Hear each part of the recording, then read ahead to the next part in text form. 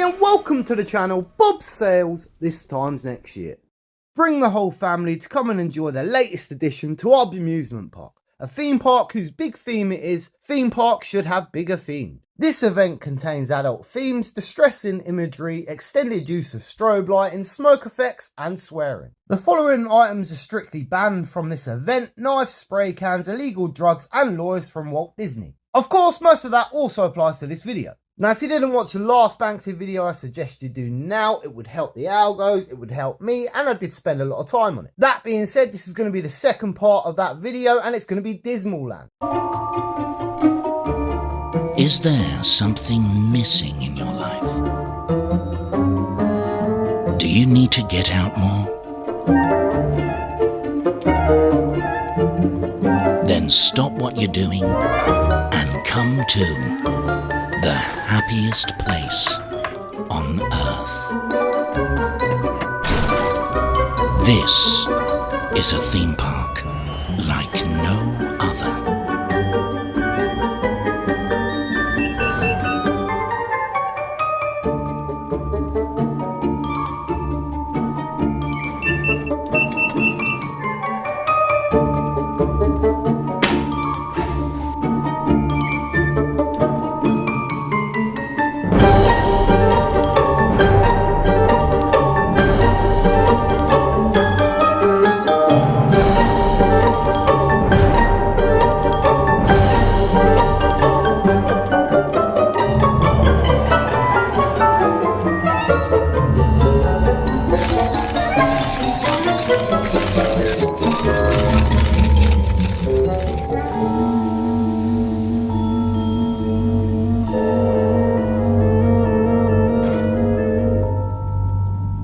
Dismaland, a place where all your dreams come true.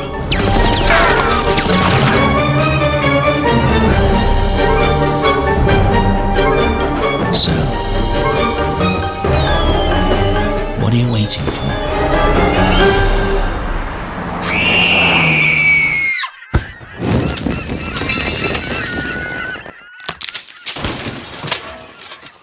Dismaland was an art installation and temporary theme park thought up by British street artist also known as Banksy. The park itself opened on August 21st, 2015 in Weston-super-Mare, a seaside town in England. Dismaland was a darker take on the conventional theme parks we've come to know and love. This theme park challenges commercialism, consumerism and social norms. Banksys Dismaland was presented as an apocalyptic amusement park, transforming the traditional notion of a cheerful and enchanting experience into a dark and thought-provoking one.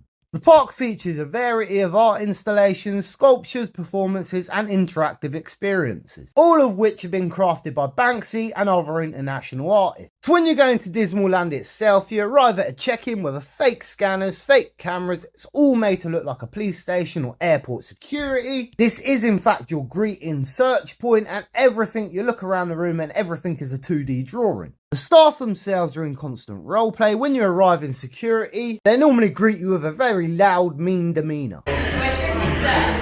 Oh, is that to the side, police, sir? This is a random security check, nothing to be concerned about. You got any bombs, guns and drugs, sir? Make your way through, please. All the staff around the theme park are extremely miserable or really rude. You won't hear any pleas or thank yous for playing the games or paying money to do so. They are generally gloomy and non-helpful, but it's all part of the experience. Once into the park, the first thing you'll probably notice is a broken fairy tale castle. This is actually called Cinderella Castle. This also has a Disney Ariel figurine in the lake outside. The castle itself was actually the centerpiece of Dismaland, and it shows a very worn down, decaying castle. Of course, this is based off the Walt Disney castle. Now, the castle itself is actually a dark ride of sorts. On entry, you will be exposed to a scene of Cinderella overturned in a pumpkin carriage. With that, you'll also see paparazzi outside taking pictures. This has a very heavy strobe light effect, and the scene itself is very reminiscent of what happened to Princess Diana. Princess Diana was of course killed in a high-speed chase, trying to outrun the paparazzi. There are other theories, but that's a video on a whole different topic. In fact, at the time, the Daily Mail, an English newspaper provider, said this: Banksy today sparked outrage by featuring a piece which appears to reference Princess Diana's death. This piece shows a dead blonde princess spilling out of a crashed carriage. It's also lit up by a swarm of paparazzi, whose flashing cameras take photo after the photo of the tragic death scene. End quote. Banksy said this installation symbolised the disillusionment and decay of the traditional fairy tales. That normally refers to the darker realities of modern life. Banksy said it's not a swipe at Disney, he banned any imagery of Mickey Mouse, but he didn't comment on the Princess Diana aspect of it. Other features of the park included a pond with remote controlled boats carrying migrants. So unlike traditional boat machines, they actually had migrants in the boats, and some of them were actually face first, face down in the water. This was to symbolise the migrants travelling from Calais. They were obviously trying to get to the UK and they don't always make the trips. Banksy later on in life actually paid for and donated to charities to actually charter boats and crews to help migrants. Banksy even painted the boat itself and also with some of his stenciling style. Banksy altogether has funded 4 boats. There was also the Big Rig Jig. This massive sculpture depicted 2 dismembered vertical oil tankers arranged to form a gymnastics-like feat. This critiqued the global oil industry, environmental destruction, and the power dynamics associated with oil dependency. The Grim Reaper was also an experience like a dark ride, and I must admit I had to do a double take. I did think that was an actor in an outfit. A sculpture of the Grim Reaper is riding a bumpy car, also doing it to the Bee Gees' Staying Alive.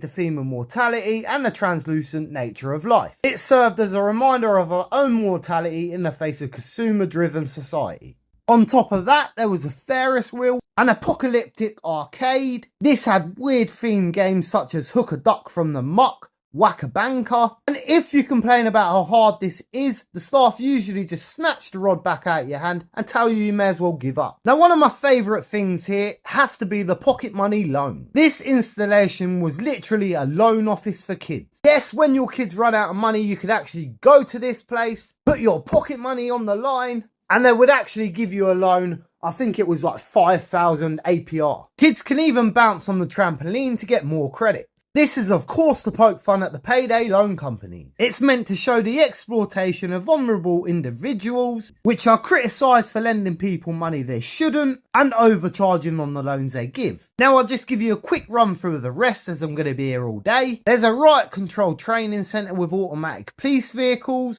also has officers in riot gear, a carousel featuring horses transformed into meat and butcher's diagrams, a mini golf course with obstacles representing political and environmental challenges. There was also live performances by bands, comedians and other artists. Of course there was a museum type building there, and of course lots of art you could actually buy from stalls. You can even get a portrait done, but it's done of the back of your head. Dismaland was designed to provoke reflection on society's injustices, economic equality, political corruption and the loss of personal freedom.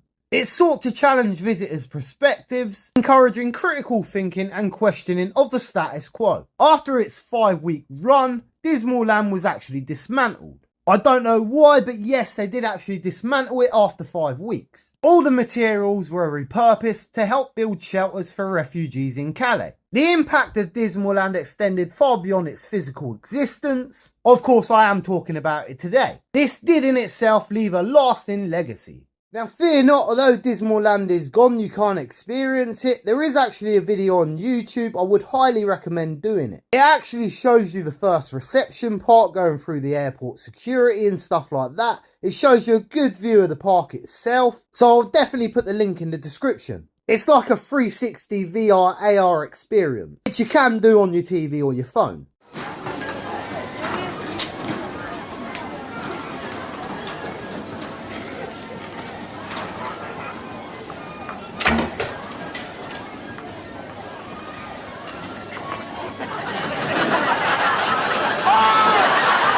So as always, I've been your host Bob Sales. This time next year we will be millionaires. A peace.